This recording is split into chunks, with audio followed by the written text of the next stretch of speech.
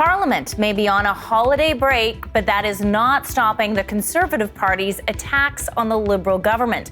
Party leader Pierre Poilievre released what he calls a New Year's movie this morning on social media. Here's a short clip from the 11-minute video that is titled Wackos. There seems to be an overabundance of wacko events in Canada these days, but who's behind them? Does capitalist democracy still work? That's the question being posed around kitchen tables. But what exactly is a wacko? Is there an accepted general definition? According to vocabulary.com, a wacko is a person who is eccentric or mad. The video roasts numerous Liberal cabinet ministers, past and present, and ends with a few jabs at NDP leader Jagmeet Singh. Liberal MPs from Quebec are the latest group to call for Justin Trudeau's resignation. They joined the party's Atlantic and Ontario caucuses. MP Alexandre Mendez says the message from the Quebec caucus is clear. Consensus was that the Prime Minister should step away. That has been the consensus that was communicated to the caucus chair, and that he was meant to convey to the National Caucus chair. So what does all of this mean for politics in the new year? For more on what to expect, we are joined by Lori Turnbull. She is a political science professor at Dalhousie University. We've reached her in Ottawa today. Thanks so much for taking the time. Thank you so much for having me. I want to start with that video from the Conservatives. What does it tell you about what we can expect in terms of tone as we wait to see what Trudeau will do? And we know a federal election is upcoming and it could be sooner rather than later. Right. I think that's absolutely right. I think we can see both of the two main political parties are kind of gearing up. They're in election mode. The Conservatives have put out this video, 11 minutes long, this wacko theme that actually connects back to a time in the House of Commons where Pierre Poilievre got in trouble for calling the Prime Minister a wacko. And so I think we can see that must have been a good moment, right? I think that if I'm remembering correctly, that was a moment where the Conservatives did really good fundraising off of that. It was something that resonated with people. And so now they've stretched the whole thing into an 11-minute video where they're focusing on not just Justin Trudeau, but other people in the Liberal Party as well. We can see a lot of, pictures and video of Chrystia Freeland, things that she said. They're putting, the Liberals kind of in their own words. They're focusing. It's like an 11-minute attack ad on the Liberals and coming back to this word wacko to try to get into people's heads about you can't trust these people. You can't trust them with the economy. You can't trust them with your lives. There's a big focus in that video on not letting the Liberals continue to handle the economy, that kind of thing. But I would say, the Liberals at the same time are coming out with their own ads. They're not anything like that, but they're focusing on kind of a different kind of fear tactic in the sense that they're suggesting that Poilievre would cut a whole bunch of programs, right? And so to my knowledge, Pierre Poilievre hasn't said anything about that in terms of what he would cut. But I think, that's part of the Liberals' angle in terms of trying to get at, people's sense of fear of what might happen, what might be lost if Pierre Poilievre becomes Prime Minister. And so we are definitely in election mode now. If we didn't know that earlier yesterday, we definitely know it now. Yeah, but who's going to be running for the Liberals? Because we've got the Atlantic, Ontario, now Quebec MPs. They're all calling for Trudeau to go. What do you think he's going to do in the next days, weeks? That's the question, right? What is he going to do? Because these, to the Ontario caucus, the Quebec, the Atlantic, these are the pillars of Justin Trudeau's strength, right? We're not waiting for the Saskatchewan and Alberta caucuses to come out and say they're going to throw him out. That's not where we're at, right? These are the main parts of the Liberals' strongholds, and they're coming out and saying maybe personal, maybe not, but we want this guy gone.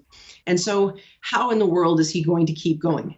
Now, there's an answer to that, right? He can keep going. As long as he doesn't meet the House, there are ways he can keep going with this. I mean, as much as his own party is saying, we don't want you here, we want to move on to somebody else, they don't have a formal mechanism to get him to move along.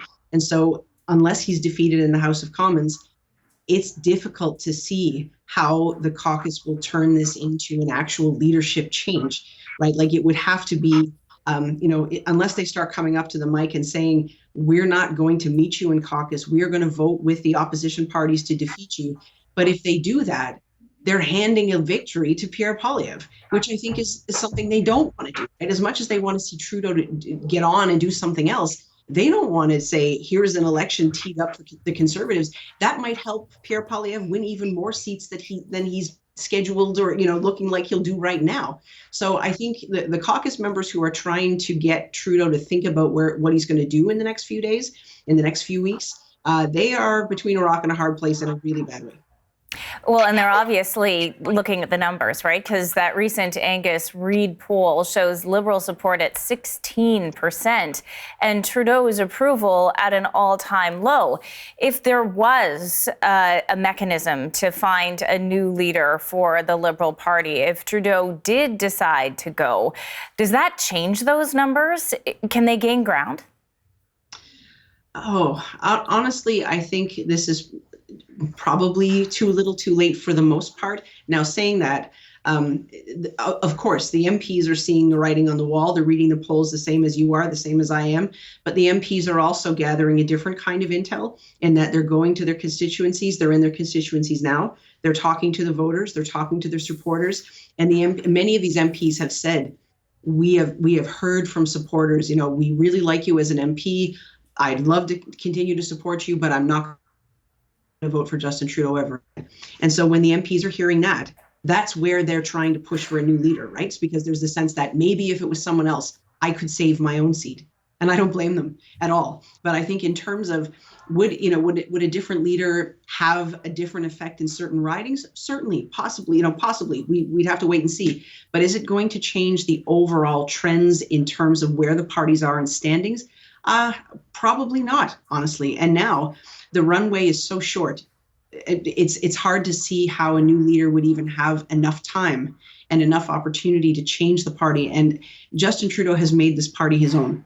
It's not going to be a sense of passing the torch. There's going to be a whole lot of redoing, rebuilding, rebranding to try to give this party to somebody else. And all of this is happening with that possibility of Trump tariffs looming in weeks. How does that impact what happens next here for the Liberals? I mean, the timing couldn't be worse. It creates a huge, kind of throws a big bomb in the middle of the room on top of everything, the rest of the uncertainty that's going on. I think it's something that the Liberals potentially, that I shouldn't say the Liberals, it's something that Trudeau could potentially use as a moment to say, we're facing this moment where Trump is inaugurated on January 20th. He's threatening tariffs.